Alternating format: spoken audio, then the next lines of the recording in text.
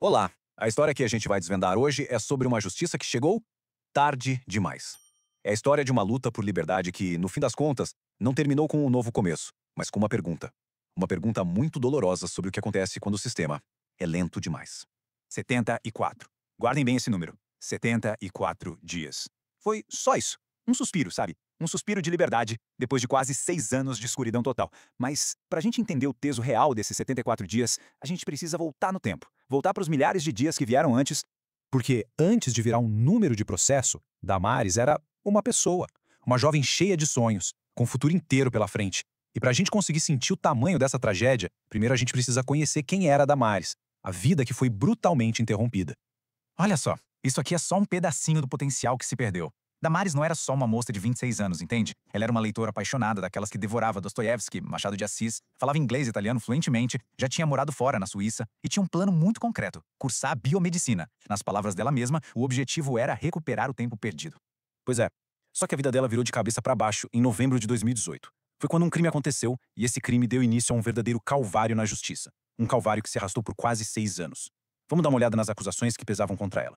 E é aqui que a história racha no meio. Duas versões completamente diferentes que não se encaixam. De um lado, a acusação. Para eles, a Damares foi uma isca, sabe? Que ela teria traído a vítima, Daniel Soveral, e que seria cúmplice no assassinato dele e que faria parte de uma facção criminosa. Do outro lado, a versão da defesa, completamente oposta. A defesa dizia que Damares tinha sido, na verdade, vítima de estupro cometido pelo Daniel, e que, desesperada, ela contou pro namorado da época e ele, por vingança, agiu sozinho. A defesa tinha até mensagens de celular que estavam no processo, onde o namorado assumia toda a culpa. Agora, não importa qual versão pareça mais crível, um fato é absoluto, é inegável. Damares passou os 6 anos seguintes presa preventivamente, esperando um julgamento. Pense nisso, 6 anos, sem uma sentença, sem um veredito, em um limbo.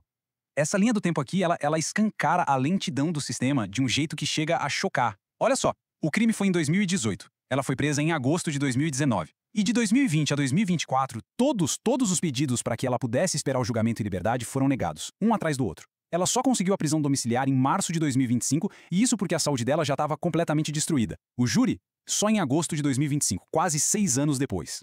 E as condições dessa espera eram simplesmente desumanas. Esse relato da mãe da Damares, a Claudete, é de cortar o coração. Ela descreveu a prisão de Rio Pardo como uma antiga senzala, um lugar onde as baratas caminham por cima das camas, por cima dos alimentos, sem pátio, sem nada. Foi nesse ambiente, nesse lugar degradante, que a saúde da Damares começou a desmoronar.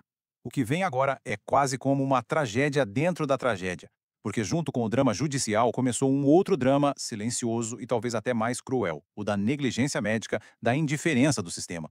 Por mais de um ano, o corpo da Damares estava gritando por socorro. Os sinais eram muito claros, alarmantes. Dores abdominais que não passavam, sangramento vaginal constante, uma fraqueza que a consumia dia após dia. Eram alertas vermelhos, mas parece que ninguém estava olhando. E a resposta do sistema é de uma frieza que assusta. Essa foi a justificativa oficial para negar a soltura dela para tratamento. Que os problemas de saúde dela eram uma mera suposição de doença. E que os laudos eram meros receituários médicos. É inacreditável. Onde tinha uma pessoa sofrendo, pedindo ajuda, a justiça via apenas burocracia, papel. E o contraste é brutal. Enquanto a resposta oficial era essa indiferença, dentro da cela, a realidade era outra. A mãe dela conta que eram as outras presas, as companheiras de cela, que por pura compaixão iam pedir remédios e davam para Damares, porque elas não aguentavam vê-la gritando de dor. A solidariedade humana floresceu justamente onde o dever do Estado falhou miseravelmente. Quando o diagnóstico finalmente veio, já era tarde. Câncer de colo de útero.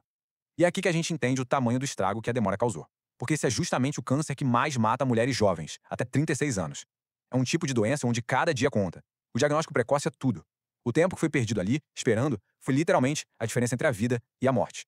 E então, o dia mais esperado, o dia do julgamento, o dia da absolvição, finalmente chegou. A justiça, no papel, foi feita. Mas a essa altura do campeonato, a vida real já estava escrevendo um final muito, muito mais cruel.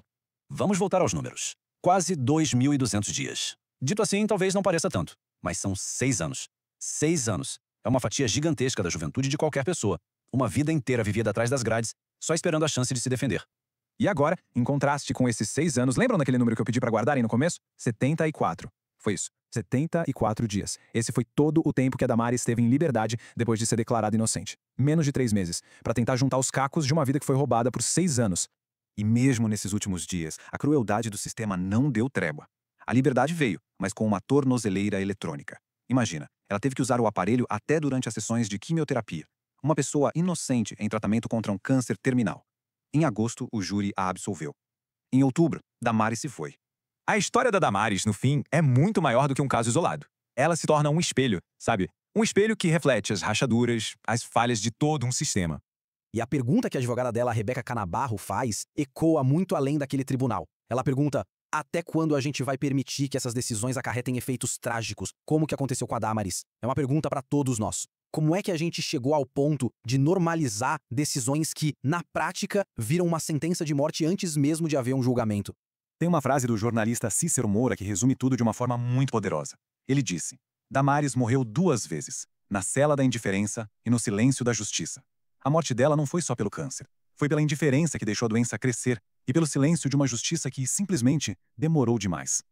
E é com isso que a gente fica. No papel, no processo, o caso da Damares terminou com uma absolvição.